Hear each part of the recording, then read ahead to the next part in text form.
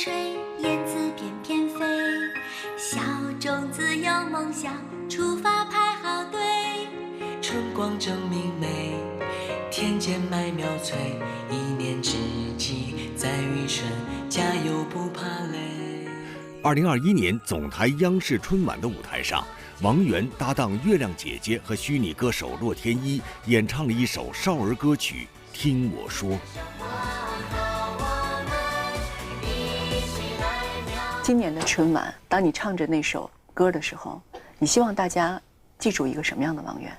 其实我觉得记住那首歌最好，因为在春晚这个全国人民每年就一次的一个大狂欢、一个大舞台上，我是谁并不重要，大家记住这首歌，然后记住2021年春节联欢晚会好看，节目都精彩，我觉得就很重要了。我来这里的使命就是在我上台短短4分钟之内，把一些快乐，然后开心，包括勤俭节约的一些观念，通过我的表演传递给大家。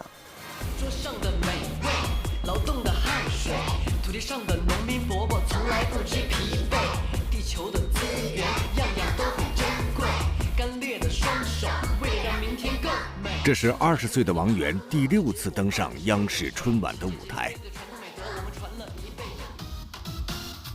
曾以少年偶像组合加油男孩同台亮相的3个人，如今都已长大，在各自不同的领域展现着自己的风采。大舞台你们也经历了不少了，对吧？但是有什么不一样吗？其实我们在很多次彩排的过程中都非常忐忑，因为要把自己做到最好。你觉得大家为什么喜欢你？就是因为向上啊，在不断努力啊，然后成为大家一个榜样。其实这是我们第2次见面。第1次见面的时候，面前是3个，对，而今天我只面对你，也就意味着你可以独当一面了。前几年我们见面的时候，3个人，然后我们组合在一起，要3个朋友一起互相来面对，不仅是困难，或者是一起出力，然后一起来，表演一个完整的节目。但现在确实是跟着慢慢的成长，我们现在3个人都越来越好，都可以在春晚上各自表演节目了，就是各自的专业做得越来越好了。从15岁发布首支个人作词作曲单曲《因为遇见你》开始，王源就已经不满足于简单的唱歌，他有意朝着成为一名创作型歌手的方向努力。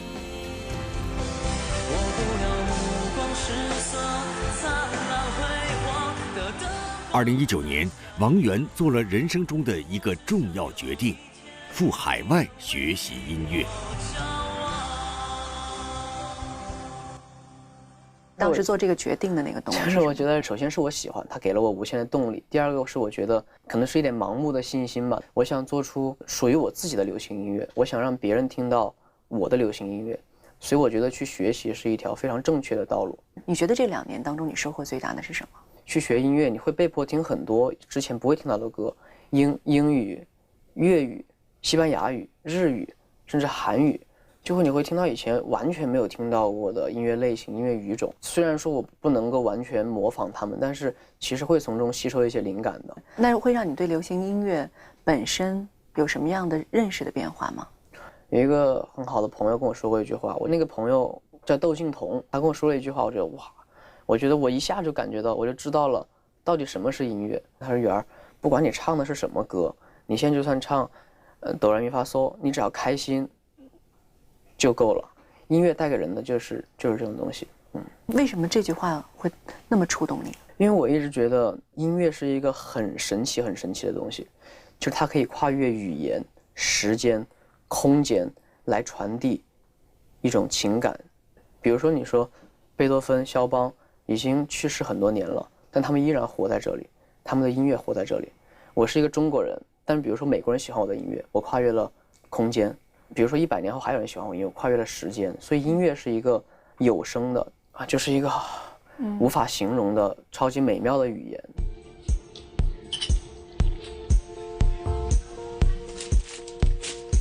虽然身在海外，但拥有8000多万微博粉丝的王源并没有远离公众视线。10年过去，人们发现那个曾经稚嫩懵懂的小男孩，已经是一个独当一面的成年人了。你的变化是什么？跟以前的变化吗？我觉得好多变化，就是长变了，然后也可能更加成熟一些，稳重一些。你怎么定义成熟和稳重这两个词儿？我觉得成熟和稳重，有些人说是时间带给你的，有些人说是经历带给你的，我觉得我都认可，但我觉得更重要的一个是责任带给你的。什么样的责任呢？我觉得好多责任，然后包括对那么多喜欢你的、关注你的人，你需要的是向他们传递正向的能量，传递正向的价值观，这个也是对你对公众的责任。包括现在我有自己的团队，我也需要对自己的团队负责，就是来自各个方面的责任。我觉得成长是通过责任带来的。你出道的时候，我就觉得你一直担负着这样的责任，而你为什么会觉得在成年之后这种责任感会更强？有差别吗？可能我刚出道的时候身上已经肩负这些责任，但那个时候我可能不那么清楚地认知到我身上有这些担子。我只是说在做着我该做的事情，然后把我想做的事情做好，但其实在那个时候还小，并没有想清楚为什么要做好，我是为了哪些人。这种认知始于王源16岁的时候。2017年初，王源受邀赴美参加联合国经社理事会青年论坛，成为首位登上联合国发言席的中国少年。My name is Roy Wang. I'm a young singer and actor from China.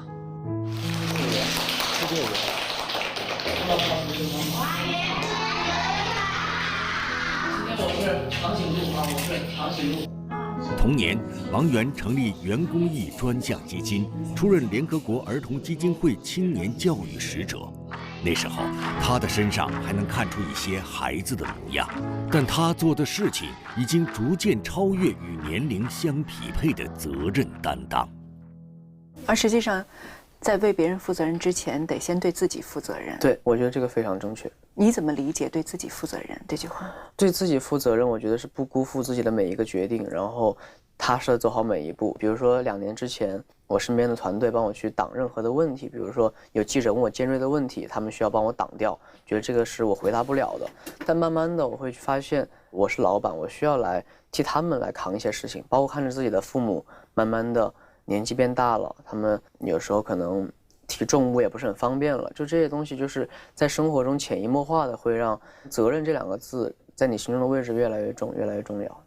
而这些责任会出现在生活当中的任何一个细节里，也就是会随时随地监控着你或者监督着你。虑人先虑己，我觉得外界的制限或者怎么样是定在你身上，但它不是一个枷锁，它是督促你成为更好的一个人的一个监督。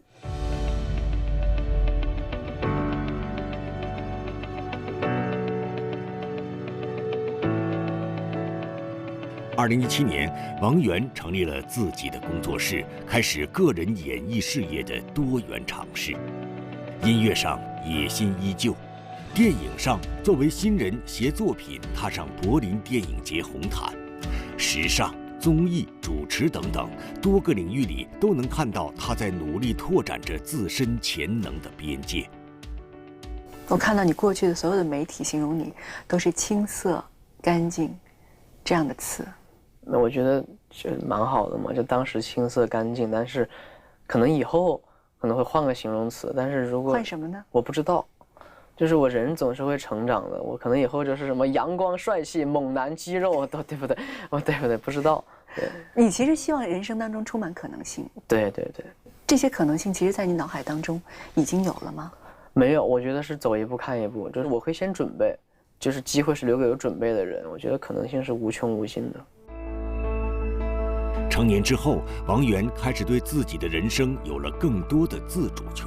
在人生的航海中，他想做自己的船长。有哪一刻是你特别坚定的，说这一刻我这个东西就要，那一刻那个东西我就不能要？有，举个最简单的例子，比如说今天有一部戏，他说导演阵容非常好，演员阵容非常好，剧本非常好，让我去演。但我觉得我也很想去演，因为觉得他比如说可以给我带来一些很多东西，但是因为我最了解我的是我自己嘛，我觉得我可能驾驭不了他，我可能会浪费掉这个剧本或者什么，这个时候我就会考虑我到底是需要还是不需要。但比如说今天有一首歌或者有另外一个戏，我觉得它特别适合我，我能把它诠释得非常非常好，这个时候我又会考虑我是要坚持自己呢，还是要怎么样？在巨大的资源面前和自己的喜好面前，怎么样做选择？适合，然后喜好，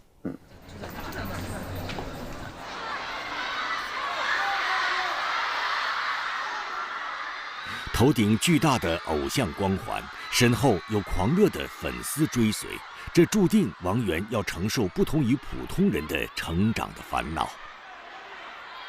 想要做很多尝试的时候，你都会去来看看，我这个边界在不在，是不是我可以冲破它吗？你都会有这样的担心吗？确实是，会有这样的想法或者怎么样，都会思考过。但是我觉得，既然你在做这个工作，你在走这条路，其实你的思考需要比别人思考10倍。比如说，今天有一个20岁的男孩，他想去学滑雪，他想去学什么就翻滚啊，这种超级帅那种东西。他们觉得我去学就好了，我如果摔伤了，我休息2个月就好了。但在这件事情上，我也很想去滑，但我会想，我摔伤2个月之后，会不会影响我的工作？会不会影响我后续的东西、后续的安排？会不会让更多人担心？你会觉得累吗？我觉得，其实谨慎一点是好的，不仅是对自己负责，对身边的人负责。互联网时代爆红的偶像明星，意味着要比以往时代让渡出更多的个人自由。年少成名的人会更早地体会到理想与现实的冲突，自由与禁锢的拉扯。18岁生日演唱会是王源的成人礼，他仿佛在那之后找到了自己的出口。